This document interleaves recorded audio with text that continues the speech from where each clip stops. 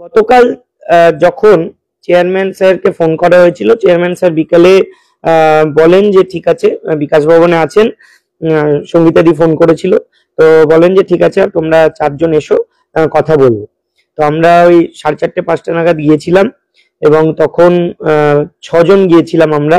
আমি ছিলাম, সঙ্গীতাদি ছিল, স্মার্তিদি ছিল, শিল্পী ছিল, তারপরে সৈকতদা ছিল আর অমিত রঞ্জন ভুইয়া ছিল।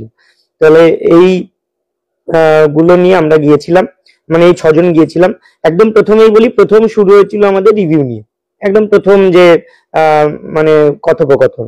তো সেই রিভিউ নিয়ে যখন প্রশ্ন করি যে রিভিউতে কতটা আশাবাদী, এবার এই প্রশ্নগুলো পিটিশনাররাও আমাদের করে, আমরাও লয়ারদের করি।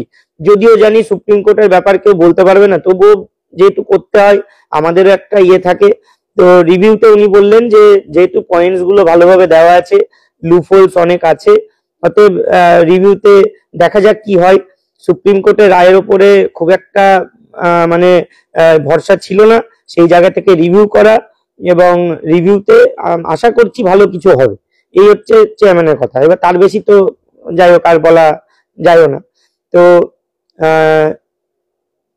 আর সেকেন্ড হচ্ছে, জিজ্ঞেস করা হয়েছিল যে রিভিউ এর পরে যে আপনার মানে এই যে যে ব্যাপারগুলো হয়েছে, যে ওএমআর ইস্যু, যে স্যার আমি জিজ্ঞেস করেছিলাম যে ওএমআর কি প্রকাশ করবেন না। তো উনি যেটা বলেছেন যে সুপ্রিম কোর্টের এমন কিছু আছে কি, বা যে প্যানেল ক্যান্সেল হয়েছে তারপরে এর কোনো ভিত্তি থাকে কি। তখন আমি বলেছিলাম যে যেহেতু হাইকোর্টে বলা আছে যে মানে অবশ্যই পাবলিক ভিউইং এর জন্য দেওয়া, আমি বলেছিলাম যে যদি মনে হয় যে আপনি পাবলিক ভিউইং এর জন্যই দিচ্ছেন তাই দিয়ে দিন, অসুবিধাটা কোথায়, লোকেই দেখুক। তখন উনি বলেছিলেন যে লোকে দেখার জন্য তো দেওয়া নয়, ব্যাপারটা হচ্ছে যদি কোনো কাজের কাজ হয় তখন দেওয়া যেতে পারতো, কিন্তু যেহেতু সুপ্রিম কোর্ট রায় দিয়েছে এখানে দেওয়ার কোনো মানে নেই, কন্টেম্প্ট হতে পারে, এটা একটা বলেছেন। সেকেন্ড হচ্ছে যেটা আর একটা বলা হয়েছিল যে লোক দেখানোর জন্য নয়, এটাও বলেছে। আর হচ্ছে একটা লিস্ট চাওয়ার কথা বলেছিলাম, যে যারা 15,403 জন সুপ্রিম কোর্টের এম এর ভার্ডিক্ট অনুযায়ী যারা চাকরি করছে, কন্টিনিউ করছে 31শে ডিসেম্বর অব্দি, তাদের লিস্টটা আপনি দিয়ে দিন। কারণ এটা বলেছিলাম যে আমাদের লয়ার চাইছে যে এই লিস্টটা দিলে লয়ার লিস্টটা নিয়ে কিছু এগোতে পারে। তো উনি সেই অর্থে মানে একটা সদর্থক বার্তা দিয়েছেন ঠিকই, এবার কন্ট্যাক্ট করতে বলেছেন।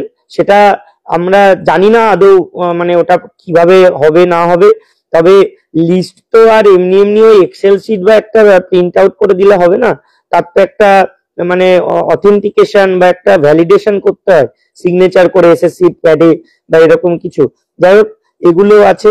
আর সাথে আমরা এটাও বলেছিলাম যে যদি স্যার পরীক্ষা দিতে কেউ বাধ্য হয়, সেক্ষেত্রে যে নোটিফিকেশন বার করেছেন সেটা 2016 নিয়ে কেন হলো না, কেন টোটালটাকে একসঙ্গে গুলিয়ে দেওয়া হলো। তো এই ক্ষেত্রে উনি যেটা বলেছেন যে 3টে অপশন নিয়ে সরকার পক্ষ তাদের লয়ারদের সঙ্গে কথা বলেছে।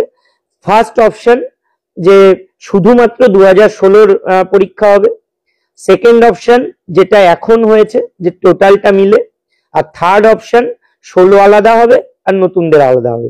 এই 3টে অপশনের কথাই চেয়ারম্যান বলেছিলেন গতকাল, এবং এই 3টে অপশনের মধ্যে ওনার লয়াররা নাকি মনে করেছে যে এই টোটালটাকে নিয়ে একসঙ্গে করাটাই লিগালি যুক্তিযুক্ত বা সব থেকে ভালো, সেই জন্যই নাকি এটা করেছে। আমাদের দাবি আমরা স্পষ্ট জানিয়েছি যে প্রথমত রিভিউতেই যেন আমাদেরকে বাঁচিয়ে আনা হয়, এবং এটার দ্বিতীয় কোনো রাস্তা নেই, কারণ ওটা ছাড়া আমি কথাও বলেছিলাম যে পরীক্ষা দিয়ে যদি পাইসা তাহলে 1-2 জন পাবে, বাকিরা পাবে না। হ্যাঁ, 1-2 জন পাবে কিন্তু বাকিরা পাবে না, এটাই মানে বাস্তব সত্য এটাই। পরীক্ষা যদি নতুনদের সঙ্গে দিতে হয় তাহলে মানে এটা তো সত্যি কথা যে মানে 10 বছর পরে এসে আর 7 বছর চাকরি করে এসে এটা কখনো হয় না।